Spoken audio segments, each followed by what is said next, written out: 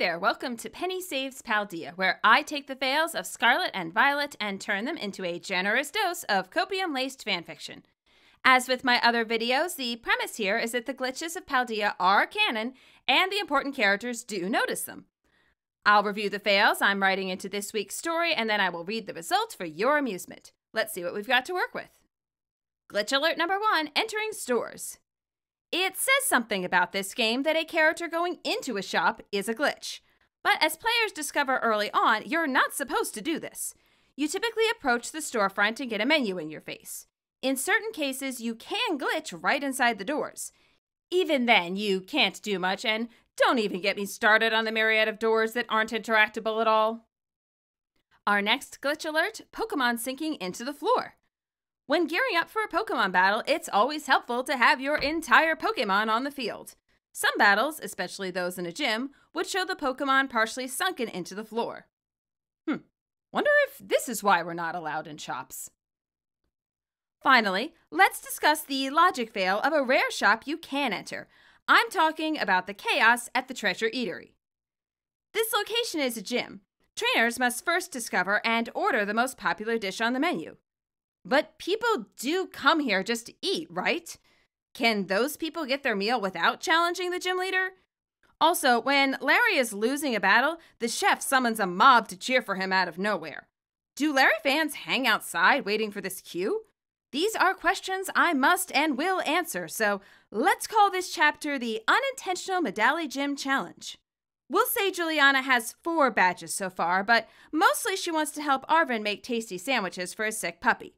I'll open the chapter with a check-in on Penny, who's focused on studying Paldea's strange anomalies, and thinks she may have found a lead in Arvin. Penny slips a batch of travel supplies into her Eevee backpack, her new, lighter-colored, shiny edition. She's not planning a long trip. In fact, the flying taxi will take her most of the way to the Rugby Squad's base.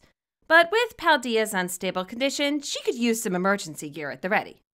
She's woken up this morning to 3 more alerts. 1 good, 2 bad. Neither of the latter are world-altering yet. The first bad news: 6 disappearing walls have been reported since Monday, double last week's number. The second bad news: Juliana, along with Professor Sada's son Arvin, went and decimated the second squad's base while Giacomo was off visiting Ortega. The actual good news: while at the base, Arvin reported experiencing some long-term anomalies. In fact, he can even predict when they will appear. The grunts, by some miracle, managed to convince both of them to meet up with Giacomo and Ortega. This is exactly the breakthrough the new Team Star needs. An anomaly with a known trigger can be studied. Perhaps the source can even be traced. Ortega has experienced some long-term effects himself, as have a few other citizens they've managed to recruit, but so far, no one has any idea what sets them off. Yeah, this feels like it's going too well, is Penny's first thought. Naturally, she has to go visit the Rugby Squad too, but like the emergency gear, she prefers to keep a healthy dose of skepticism on hand, just in case. Meanwhile, in the heart of Medalli, a shop clerk stares down at Juliana. He's a blonde, muscular guy, and when he leans on the sill of the shop window, the wood creaks in protest. Now, to be clear, you want 63 servings of peanut butter? Juliana nods and offers her phone to scan. Instead, the clerk eyes Arvin, who stands beside Juliana. Arvin breaks eye contact immediately. Not my circus, not my APOMs, he reminds himself as he looks around the scenery. They're shopping for picnic supplies, but it's taking an oddly long time to locate any. Every time they ask someone for ingredient recommendations, the person answers in some weird, cryptic way and insists on a battle. Arvin and Juliana did take a lunch break at the Treasure Eatery for some grilled rice balls, Fire Blast style with lemon, naturally, and somehow that ended in a mob storming the place and cheering for a battle. Juliana has her 5th gym badge now, which is nice, but Arvin has no new supplies and wants to get moving. Do you even have space for 63 servings of peanut butter? The clerk asks as he relents and takes Juliana's payment.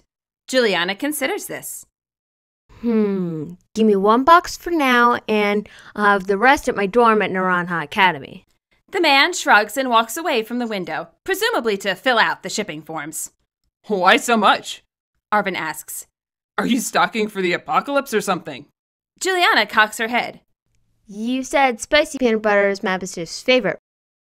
Huh. She actually remembered that. Yes, it is, but you've got to mix the wasabi and the peanut butter just right. A little goes a long way. Right? So I figured we need a lot of peanut butter to practice with. You're sweet, but this is expensive. Arvin rubs the back of his head, chastising himself even as he says it. Juliana's financial situation isn't any of his comb beeswax. For all he knows, her family's loaded. But even so, I don't feel right letting you buy it. I've got a side job, Juliana assures him, then takes a glance at her phone. She frowns when she sees the screen. Arvin didn't hear it ping with any sort of update, so maybe she's checking for something that hasn't come in yet. Still none of his business, though he hates to see her upset after how much she's been helping him. Everything's fine, She says as she shoves the phone in her pocket. Then, after a few impatient taps of her foot, What's the holdup anyway? It shouldn't take so long to carry a few dozen jars of... Oh, blast it. yells the clerk right on cue. My Machop is stuck in the floor again. Arvin and Juliana stare at one another with mirrored, dumbfounded expressions. Excuse me? Concerned, Juliana steps inside the shop to see what the man is talking about. He rushes over and shoos her back outside. Hey! You don't enter a person's store. It's rude. You read a list of our fine selection and order outside, like dignified folk.